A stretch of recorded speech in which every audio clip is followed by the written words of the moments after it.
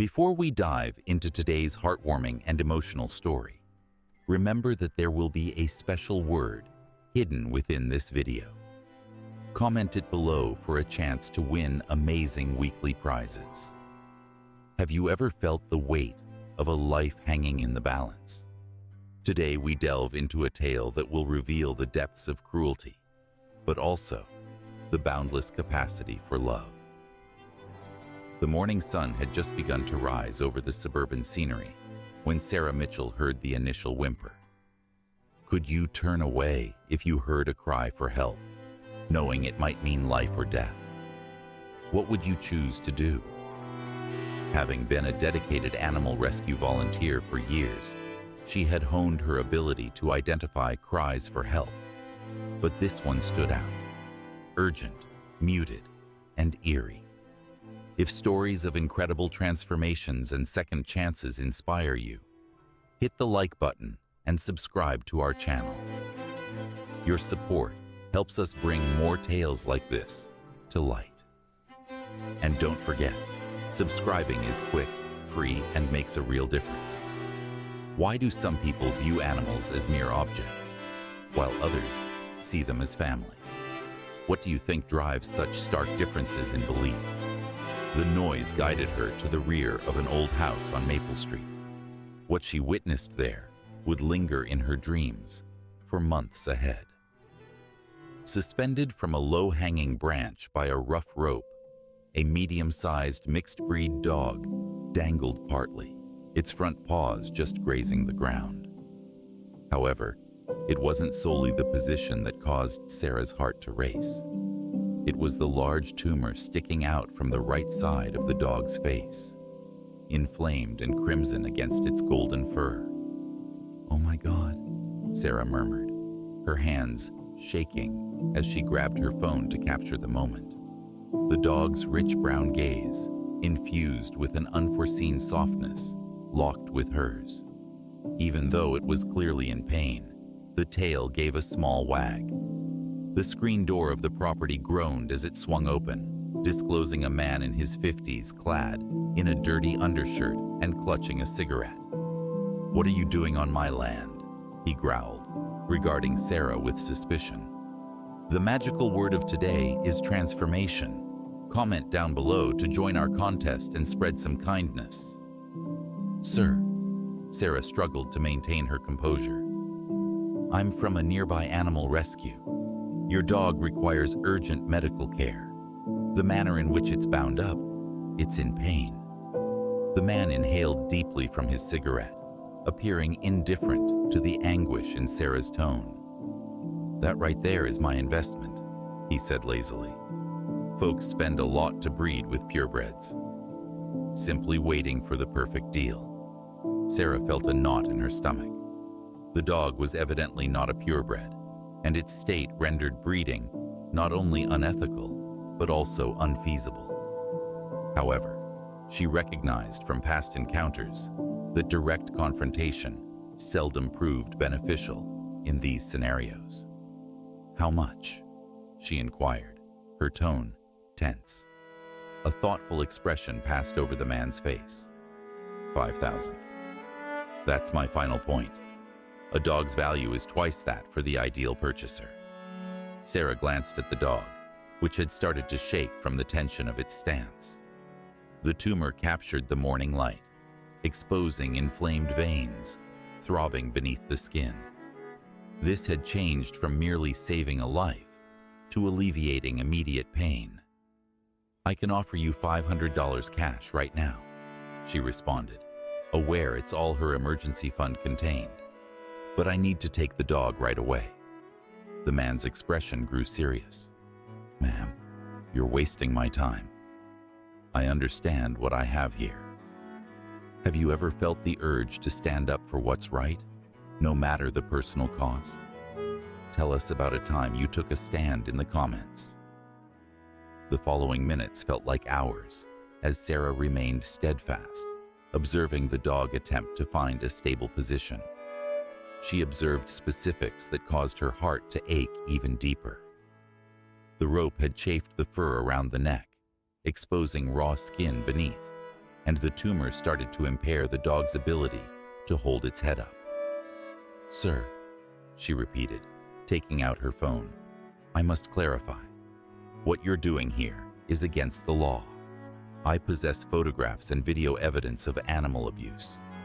I would prefer to address this secretly, but I will reach out to the authorities if needed." The man's demeanor changed slightly. Sarah observed him assessing his choices, evaluating the dangers. She continued, $1,000. That's my last proposal, and it's quite reasonable given the situation. $2,000, he replied, tossing his cigarette into the tall grass. And you agree to a contract stating you won't cause any issues. Sarah's hands were quickly moving towards her phone to reach her rescue team. In just a few minutes, she secured commitments from several colleagues to assist in meeting the requested amount. The dog observed the interaction with calm patience, as if realizing that its future was at stake. "Agreement," Sarah declared decisively. "I'll have the cash in an hour, but I'm taking the dog immediately." Subscribers get exclusive access to behind-the-scenes content and updates from our rescue missions. Make sure you're subscribed so you never miss a beat. When she neared the tree, the dog's tail started to wag more excitedly, even with its clear suffering. Up close, the tumor was even more terrifying, sized like a grapefruit, inflamed and misshapen, tugging at the skin on its face. Somehow, the dog succeeded in giving her hand a soft lick while she carefully tried to untie the rope. "Hello there, darling," she murmured, tears poised to fall. "You'll be all right now. We're taking you away from this place," the owner observed from his porch, appearing indifferent to the situation happening in his yard. "Nam," he shouted in a brusque manner. "That's the name we've been using for him, at least." Sarah at last released Max from the rope, holding him up as his legs shook from the shift in stance. She could sense each rib beneath her fingertips, and his fur was tangled with grime and disregard. Still, there was an element in his gaze, a glimmer of vitality, of optimism, that moved her profoundly. "I have you," she whispered, assisting Max into her vehicle. She had previously covered the back seat with blankets, preparing for the rescue. Max climbed in with struggle.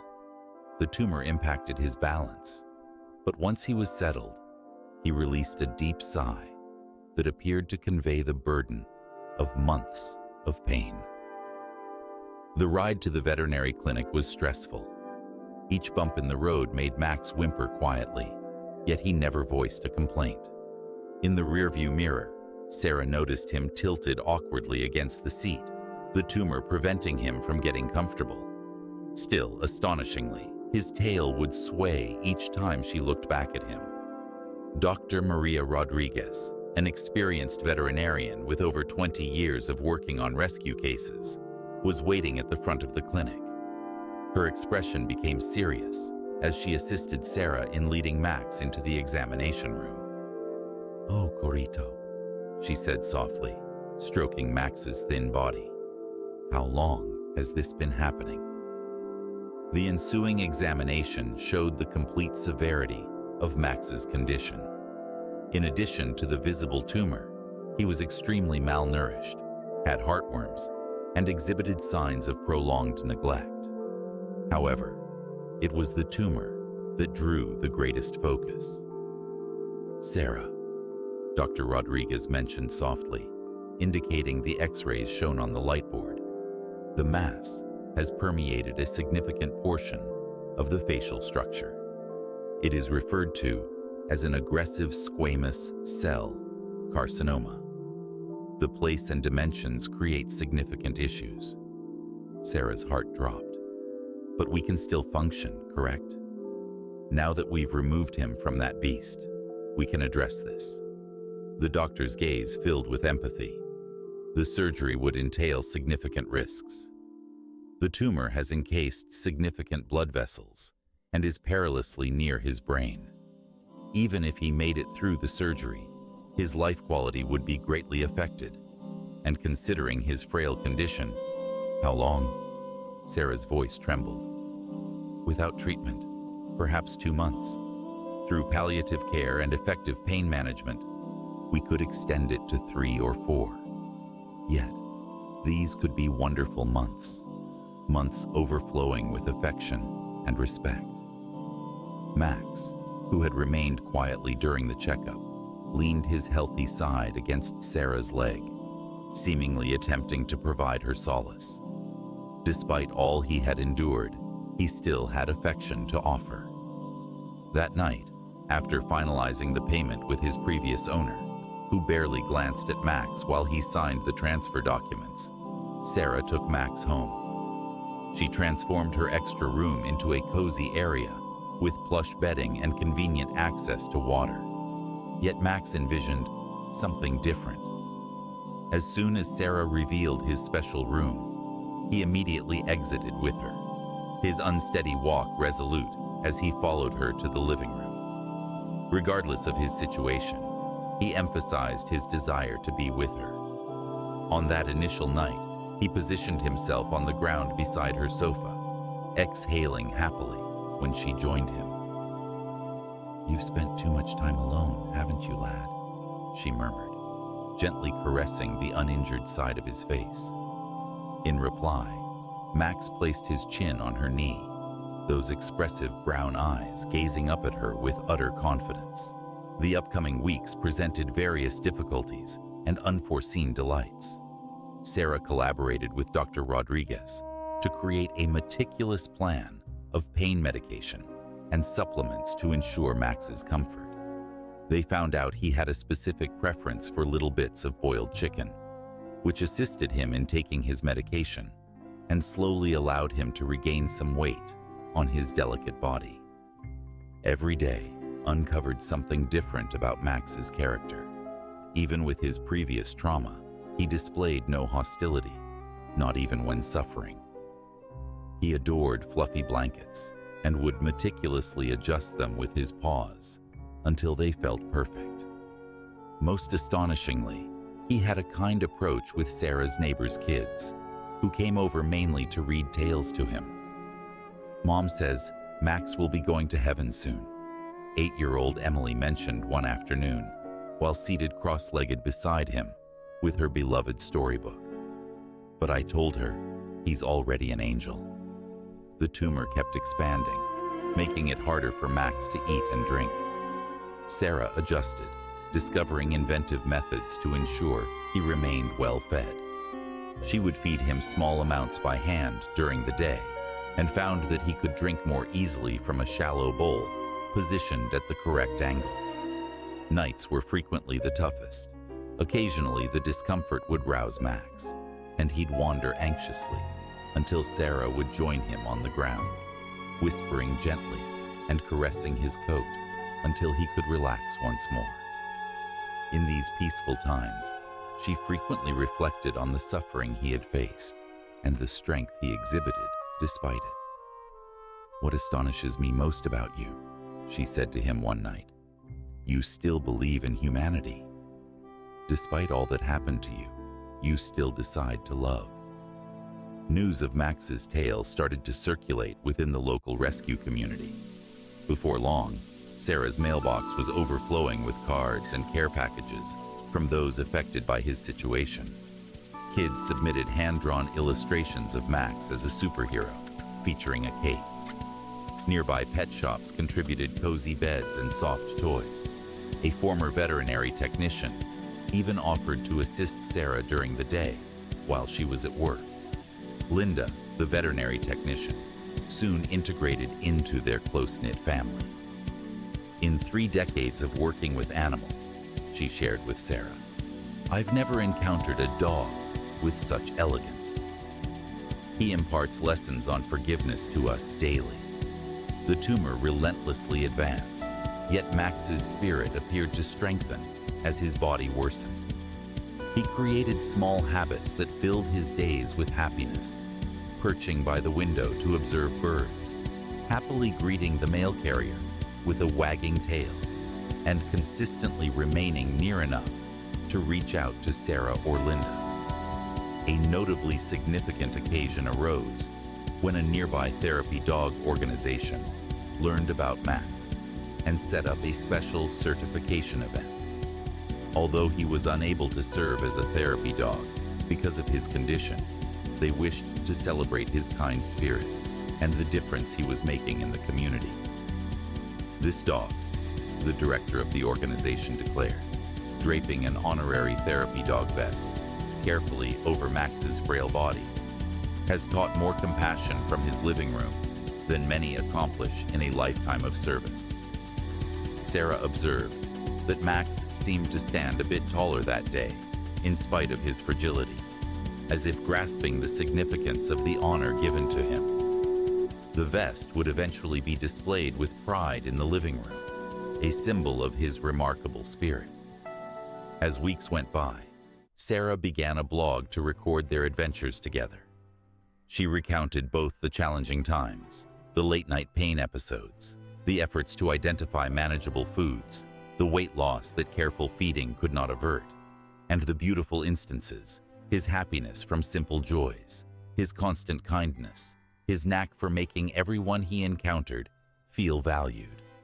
The blog drew followers globally.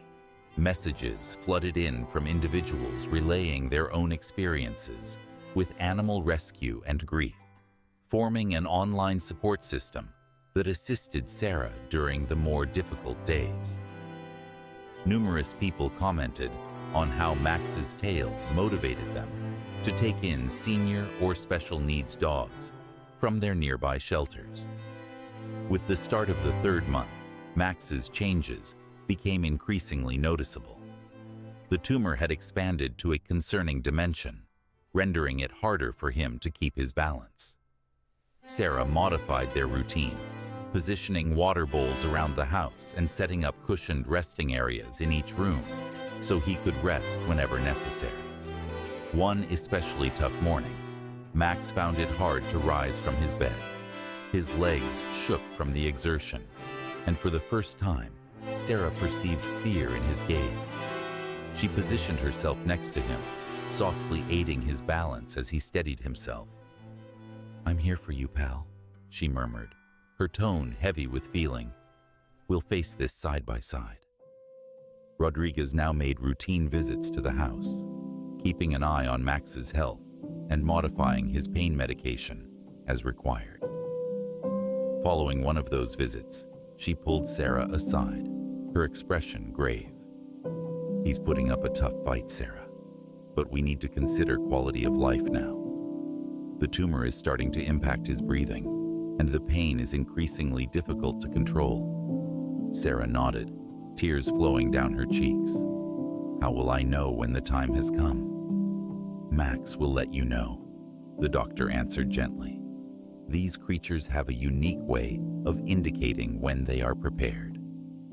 Simply observe his gaze. It's always truthful." That night, Sarah positioned herself on the ground next to Max's preferred place by the window. The setting sun illuminated his face with a warm light, and for a brief instant, she could nearly overlook the tumor that had so harshly changed his life. He rested his head in her lap, his breathing difficult yet consistent. "You know," she said, stroking his fur softly, "when I discovered you, I believed I was the rescuer. However, you have saved me as well, Max. You've demonstrated what true bravery is." The virtual community that emerged around Max's narrative kept expanding. Individuals conveyed messages of encouragement, recounted their personal experiences with losing pets, and extended prayers along with virtual hugs. A local artist created a portrait of Max as he likely appeared before the tumor, strong, dignified, and lovely. The artwork flawlessly conveyed the essence that continued to radiate from his eyes, even at this moment. Linda, who had become family-like, also began staying overnight at the house. She and Sarah devised a plan to make sure Max was never by himself, particularly during his challenging times. They played gentle music, read aloud to him, and just sat beside him, reassuring him of their love. The morning that transformed everything broke chilly and bright. Max experienced a notably restless night, and Sarah remained awake with him, speaking gently and attempting to ensure his comfort. As the initial beams of sunlight streamed through the window, he raised his head and gazed at her with eyes that appeared to possess all the knowledge in the universe. "Oh, Max," Sarah murmured, realizing the expression Dr. Rodriguez had cautioned her about. "Are you attempting to convey something to me, dear boy?" His tail weakly thumped on the floor, that well-known soft wag that had always touched her heart. Yet this instance felt distinct. It carried a sense of conclusiveness, a serene acknowledgement that shattered her heart, while simultaneously fortifying her determination.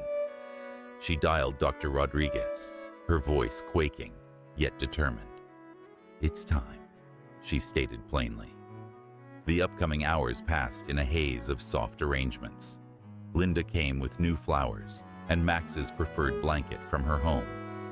The neighborhood kids, who had turned into his loyal audience, arrived to bid farewell, bringing along drawings and little gifts of affection.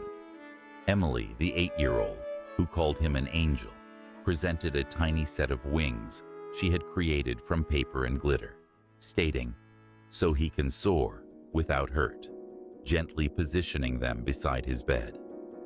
Dr. Rodriguez came in the afternoon, holding her medical bag with serious dignity. She had performed this numerous times earlier, yet every instance was sacred, every one distinct. She spent some time with Sarah and Max, allowing them to savor these last meaningful moments. Sarah made Max's preferred nook by the window cozier, enveloping him with plush blankets and the toys he adored. The honorary therapy dog vest rested close by, proof of the lives he had impacted during his short time of freedom. Share this video with 3 friends who believe in second chances. Let's create a ripple effect of change, because every share means one more heart touched by Max's story. "You've accomplished so much, Max," Sarah said to him, her tears streaming down now. "You've transformed how people perceive rescue dogs. You've educated us on forgiveness and grace, demonstrating that love can create an impact without requiring a lifetime. Occasionally, only a couple of months can transform everything." While Dr. Rodriguez readied the injections, Sarah cradled Max, his head lying in her lap, as it did during their initial car journey home. Linda rested close by, gently humming the lullaby she frequently sang to calm him on tough nights. "Thank you," Sarah murmured in his ear, "for deciding to share your last chapter with me, for demonstrating what true bravery means, for showing me that sometimes the greatest expression of love is to let go." Max's last moments were tranquil, enveloped by the affection he had fostered. His final breath was calm, his departure smooth, as if he had merely chosen it was time to test Emily's paper wings. In the days after Max's departure, Sarah's blog received an outpouring of messages of sympathy and encouragement. But beyond that, it was brimming with stories of initiative, individuals recounting how Max's path had motivated them to create change in their own neighborhoods. A woman from Ohio shared her experience of adopting an older dog with health problems, a decision she had never thought about prior to hearing Max's story. A Texas family established a fund at their nearby shelter dedicated to providing medical treatment for mistreated animals. A Florida group of school children initiated a program where they read to shelter dogs, motivated by Max's storytelling events. A week after Max's death, Sarah got a call from the local animal control office. They aimed to talk about enforcing tougher rules on backyard breeding and cases of animal neglect. Max's recorded case had given them the proof they required to advocate for change. "Your son may have ignited a revolution," the officer said to her. "We're naming it Max's Law. harsher punishments for animal cruelty, and compulsory vet inspections for breeders. Linda, who had become a crucial part of their mission, presented Sarah with a proposal. "How about we establish a foundation?" she proposed. The Max Foundation, dedicated to assisting pets with medical issues whose owners are unable to pay for treatment. No creature should endure pain due to financial reasons. The concept gained traction swiftly. Dr. Rodriguez proposed to deliver veterinary services at lower prices. Nearby businesses committed to help, and the online community that had tracked Max's journey started contributing funds. In a matter of months, the Max Foundation assisted in rescuing numerous pets from circumstances akin to those experienced by Max. A year after Max's death, Sarah faced an audience at the grand unveiling of Max's Corner, a new section at the local animal shelter, focused on the recovery of mistreated animals. The walls were decorated with pictures of Max, featuring the portrait that had encapsulated his essence so beautifully. The highlight was a sizable photo captured during his honorary therapy dog ceremony, his eyes shining with dignity despite his circumstances. Comment farming technique. For every comment on this video, we're committing a portion of our funding to local rescues. So jump in, share your thoughts, and help us make a difference. Max was with us for only 3 months. Sarah addressed the assembled crowd, her voice steady despite her feelings. But in that brief period, he demonstrated how to transcend cruelty with elegance. He showed us that each life holds value, that every animal merits respect and affection, and that often those who have experienced the most pain possess the greatest capacity for love. The shelter's newly established medical treatment area was outfitted with advanced equipment financed by contributions received from across the globe. A plain plaque with Max's picture and the phrase, "Every life matters," was displayed above the door. Emily had recently authored a children's book about Max, assisted by her parents. Max the warrior angel recounted his tale in a manner that allowed young readers to grasp the duty and delight of having a pet. The earnings from the book were given straight to the Max Foundation. 5 years after Max passed over the Rainbow Bridge, his legacy expanded in ways Sarah had never envisioned. The Max Foundation has grown to 3 states, assisting thousands of animals in receiving medical treatment they otherwise wouldn't be able to afford. Yet, even more crucially, Max's tale had sparked a wave of kindness that impacted numerous lives. Sarah maintained a cherished memory box in her living area. Within it were Max's honorary therapy dog vest, Emily's crafted wings, and countless letters from individuals whose lives were transformed by his narrative. One letter she frequently revisited was from a teenage boy grappling with depression. Max demonstrated that even in the face of life's unfairness, we have the power to choose our reactions. If he could endure such suffering with love, then perhaps I could as well. I am currently studying to be a veterinarian. I wish to assist animals just as Max assisted me. The man who had kept Max tethered to that tree was ultimately prosecuted under the recently established Max's Law. In an interview with local media, he showed regret, stating that the public reaction to Max's story led him to rethink his actions. He currently volunteered at the shelter's rehabilitation initiative, striving to inform others about appropriate pet care.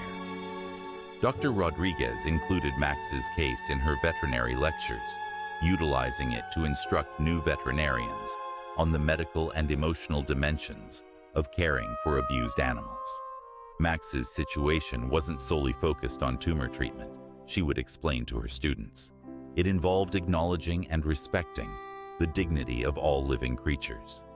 The kids who had read to Max initiated a national initiative named Reading with Rescues, where students visited shelters to read to the pets. Research indicated that this not only aided in socializing the animals, but also enhanced the reading abilities and empathy of the children. Every year on the anniversary of Max's death, Sarah organized a life celebration at the shelter. Individuals would bring their rescue animals, share tales, and light candles in honor of pets that had impacted their lives. The occasion was referred to as Max's Day of Hope. Linda, who assisted in caring for Max during his last months, now managed the foundation on a full-time basis. With her direction, they created a network of foster homes specifically prepared to look after terminally ill pets, guaranteeing that no animal would have to spend their last days in solitude. One evening, while Sarah was in her cherished place by the window, Max's place, she saw a dog being walked by her house. The dog was obviously old, walking slowly with a minor limp, yet its tail wagged joyfully as its owner patiently kept up with its speed. The image filled her eyes with tears, yet they were tears of thankfulness. "Look at what you've initiated, Max," she murmured to the dusk. "You showed us that love counts not in years, but in moments of closeness. You demonstrated that each life, regardless of its duration, possesses the ability to transform the world." As the sun dipped below the horizon, creating long shadows on her floor, Sarah could nearly sense the gentle thump of Max's tail against her leg and could almost hear his soft sigh of satisfaction. During those serene times, she felt that even though Max's physical time had been short, his essence of love, forgiveness, and bravery would keep impacting lives for many generations ahead. Ultimately, Max's most significant contribution wasn't merely the lives he saved through his foundation, the laws he motivated, or the communities he assisted in creating. His most valuable gift was demonstrating to the world that genuine healing arises not from avoiding pain, but from embracing love. Hit that subscribe button and the bell icon. It might seem like a small action, but it fuels our journey to uncover more inspiring stories like Max's. Let's keep this community growing, one story at a time.